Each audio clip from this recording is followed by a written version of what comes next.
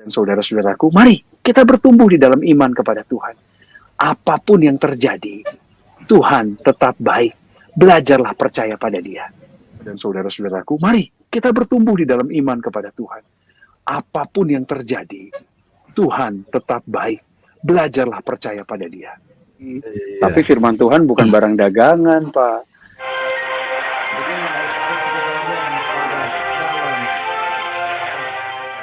Ya, saya Andi. Selamat malam Bapak-bapak. Saya dulu Selamat ya, Pak. malam. Ya, selamat malam Ya. Pak Coki. Ya, selamat Tadi malam. Anda pernah mengalami sakit gitu ya, Pak Coki ya. Terus Betul. kemudian semangat gitu ya. Terus ada kontak dengan Tuhan Anda, Yesus gitu ya. Saya ada ayat di Bible, Pak. Sebenarnya ayat ini Silakan. menurut beberapa teman-teman Kristen juga mengakui bahwa ini firman Tuhan, dan ada juga mengatakan bukan firman Tuhan.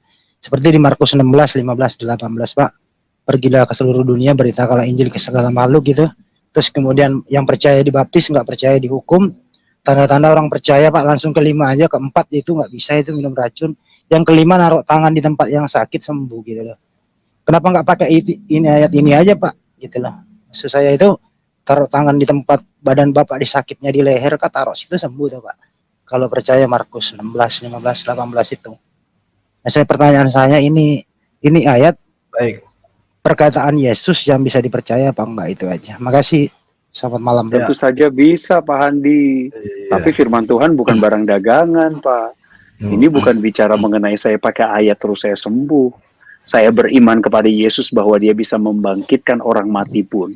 Kalau kehendak Dia, saya mesti istirahat 7 hari. Emang kenapa, Pak Handi? Saya tanya.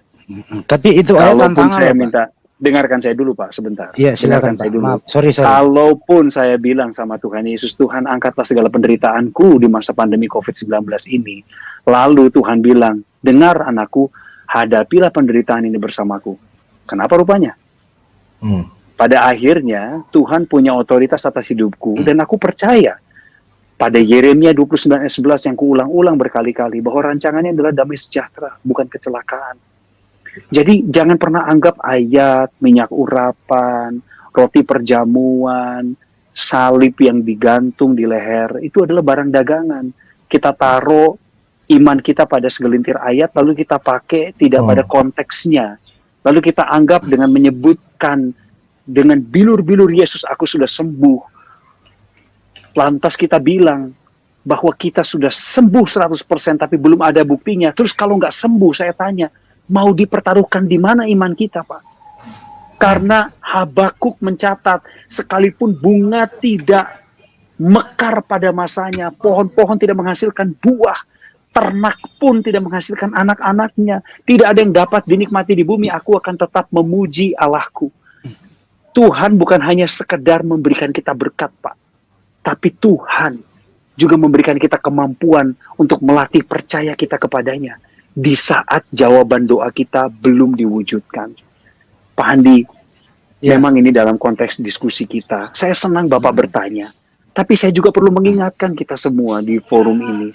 Masih banyak orang Kristen yang belum bertumbuh secara dewasa lewat imannya. Karena merasa apa? Kalau Tuhan tidak dengar doaku, padahal aku percaya padanya, berarti Tuhan sama seperti Allah yang jauh di sana memainkan lensa pembesar, lalu kita semutnya, dan di tengah hari sinar tersebut menembus panas ke semut itu, dan kita bernari-nari kepanasan, kesakitan.